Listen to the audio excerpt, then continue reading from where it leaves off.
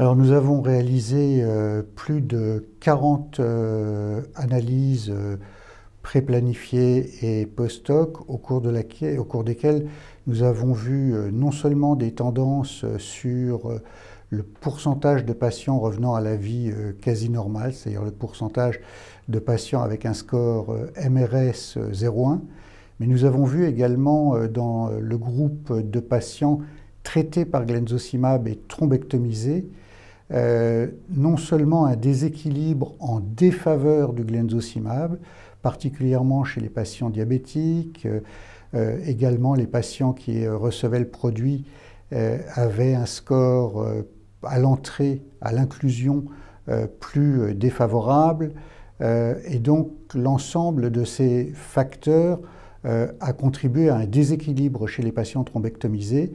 Et quand on a fait des calculs d'ajustement, c'est un peu compliqué, qui permettaient de réduire ces facteurs, eh bien, nous avons trouvé une tendance claire en faveur du glenzocimab et notamment sur le score MS01.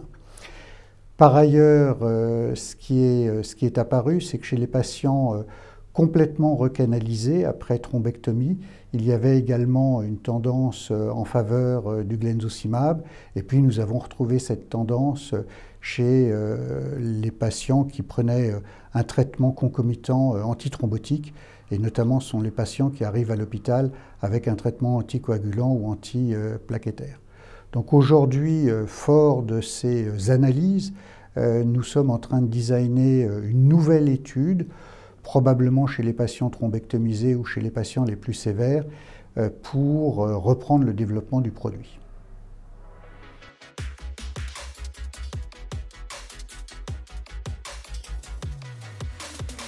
Nous avons aujourd'hui deux études en cours qui sont des études académiques.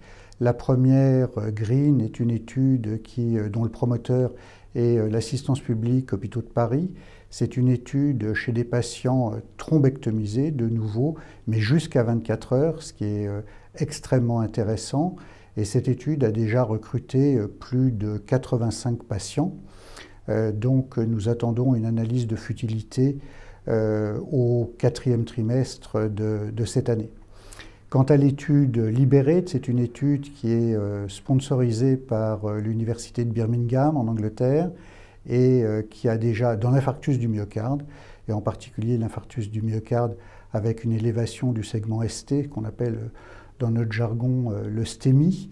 Et dans cette étude, il y a plus de 15 patients qui ont déjà été recrutés et nous attendons les résultats fin 2025.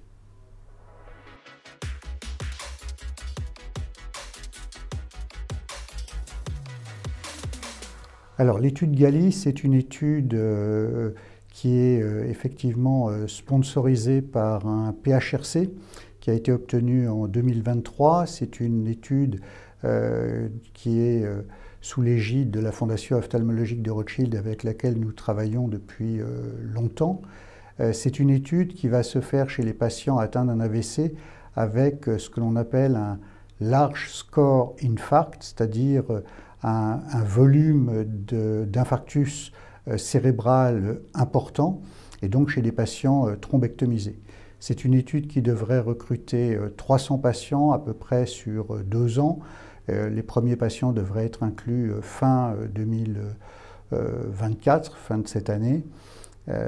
Voilà, donc c'est une étude importante pour nous parce qu'elle cible particulièrement les patients sévères et donc elle confirme, je dirais, ou plutôt les résultats ou les analyses que nous avons vues sur Actisave confirment l'intérêt du produit chez ces patients les plus sévères.